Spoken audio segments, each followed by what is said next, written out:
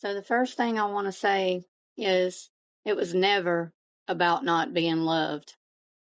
I've noticed that every time I try to bring my perspective, it seems, on my adoption, people that knew me as a kid, people that knew my parents, my adoptive parents, immediately jumped to their defense. I mean, literally, if I could put it on a scale of just say 1 to 10, 9 out of those 10 people, even though there's way more, the first thing they respond to me is, "You were so loved. Your parents loved you so much." And it makes me feel like they're not hearing me because nothing in my message said anything about not being loved by my adoptive parents. Just the contrary. I mean, it's just the opposite. I felt so much love. And nothing that I've ever said in any of my discussions or podcasts about being adopted was meant to give the idea that I ever thought that I wasn't loved. That's not the case. So I wanted to clear that up here. And that is also one of the reasons why I waited so long. I think I found out I was adopted on my own when I was age 16. I had just turned 16. It caused a lot of turmoil in my family. In fact, I think one of the pushes for that, a lot of people don't know this. You know, your 16th birthday is pretty big, supposed to be. Just to give you an example of how things changed between my parents and I from when I turned 15 to when I turned 16, they did not approve of my boyfriend at the time, which later on ended up being the father of both of my kids and my husband for many, many years, and my current husband. We were 15. My mother especially did not like him.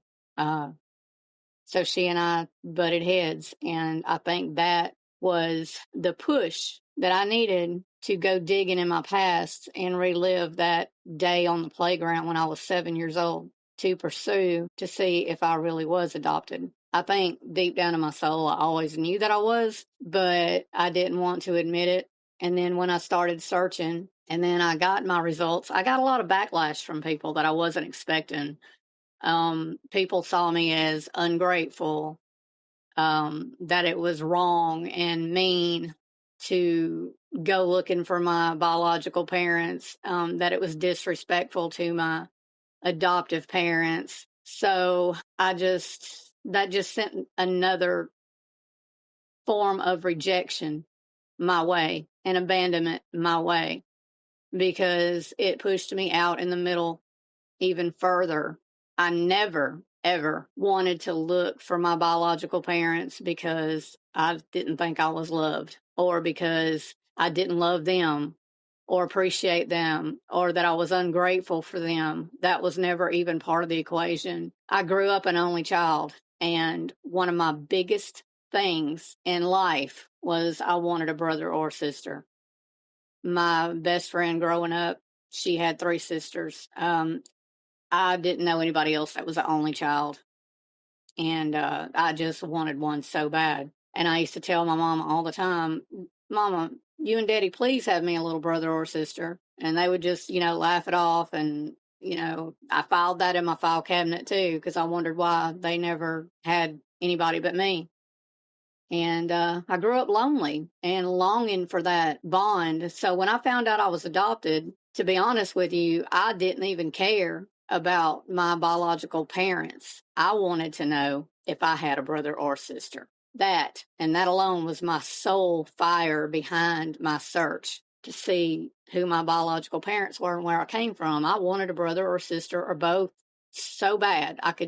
It was overwhelming. I needed it. So when I found my biological mother, I found her first. I had some help. Somebody close to me at the time really, really was a big help in my search. And that person knows who they are. I won't mention any names due to respect for others, but that person knows who they are. And I'm very grateful and will always be grateful for your assistance. I may not have gone through it without you. But we found my biological mother. The day I met her, we went down to the state adoption agents, the state of Alabama, Department of Adoption. Okay. Because when I found my biological mother's name, I'll give you a little backstory on that real quick. My adoptive parents always had these attorneys that they used for everything in Montgomery, Alabama. And I don't mind saying it, Hill and Hill. That was the attorneys. And that, I guess because it was Hill and Hill and it was so simple to remember, I always did. And by the time I started digging, these Hill and Hill little fellows had got old. I think maybe one of them had passed away. But on a whim, I called down there and I talked to a very sweet older gentleman. It was one of the Hills. And he said, do you know? He said, of course I remember your mom and daddy. And he said, if you can believe it or not, I do remember that adoption. He said, and if you'll hold on just a minute, he said, I'll look in my file cabinet. He said, I think I still have a copy of that.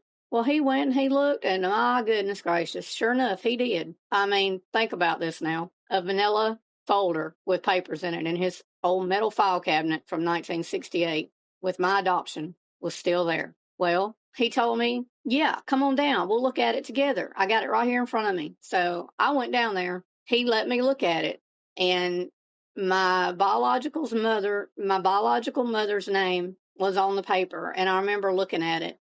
And her last name had been whited out with whiteout. And then her last name was written on top of that. And he said, honey, I can't tell you for sure that that's her real name. He said, we see the whiteout right there. He said, and in 1968, this was so many things weren't required. Basically, they signed the paper and it was notarized and I filed it and, kept a record of it. And back then, that's really all that was required. So I still wrote down her name and, but I noticed the spelling of her first name was very different. So I convinced myself that is her right name. They just spelled it wrong and they had to make a correction. So I wrote that down and, buddy, I went to work. That's when I called the state of Alabama. And I talked to a very sweet lady who was the head of the department there and told her my story. Well, 2 weeks later, and I was surprised it was so fast. 2 weeks later, I got a phone call and it was her, the lady from the state of Alabama. And she said, Jamie, I've got good news. She said, I did find a record of your adoption and I have all the information on your biological mother. She said, I don't have any information on your father. It's not on any of the paperwork. She said, but your mother, she said, I have her name. I have her address. I have all of her contact information. She said, I can tell you this much. It has not even changed. She still lives where she lived back whenever your adoption occurred. And she said, but I can't give you any information. She said, I have to first reach out to her and see if she even wants to meet you or to see if it's okay to give you any contact information. So I just wanted to tell y'all, put yourself in a 16-year-old's shoes that had just recently, not too long, figured out what I had known in my heart and in my soul my whole life. I finally was able to admit to myself that it was true. I'm 16 and it just, like right now I'm pausing just because I'm trying to find the words to describe how it made me feel. In one moment, I was happy because I had found her. Another emotion I had was sad and kind of devastated because everything that I believed or was told my whole life was a lie. All my cousins that I thought were my biological cousins were not. Everybody had lied to me, or should I say, not really lied, but just didn't tell me, in which I get that. It wasn't their place to tell me. Nobody was ever supposed to tell me. But how did my mama that raised me, think that all these people for my whole life, that the secret was never going to get out? I mean, come on. That's like, that saying, the truth always comes out. Well, it does. And, she could have saved me a lot of heartache had she just told me up front. But that's another episode for people that are thinking about adopting. But this is why, one of the main reasons why I'm doing this podcast is if you're thinking about adopting a child, tell them, do not make them feel this way. I was 16 then, I'm 58 now, and I still am working through the trauma from not being told I was adopted. And for 16 years of my life, thinking my grandmother was really my grandmother. My cousins who were like brothers to me weren't even related to me. I had certain people that looked down their nose at me and thought that I thought I was better than everybody. Almost everybody that I know from my childhood thought I was spoiled and that my mom and daddy did everything for me. And I mean, they judged me, the person I was, based on, I don't know if it was envy, a little jealousy, a little hatred, nodiness. I don't know. But I was a child and I didn't know I was adopted and I didn't deserve that. And those feelings carried on into my adulthood, what people thought about me.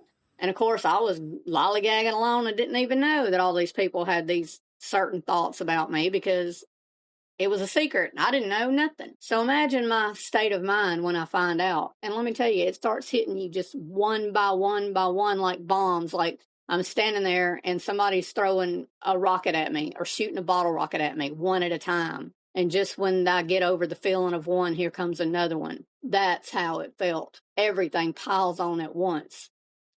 And I stood there and I had no idea who I was. I didn't know if I had any brothers or sisters. I wondered, who do I look like? Because I don't look like my adoptive parents, and now I know why. So I was just numb for a little while.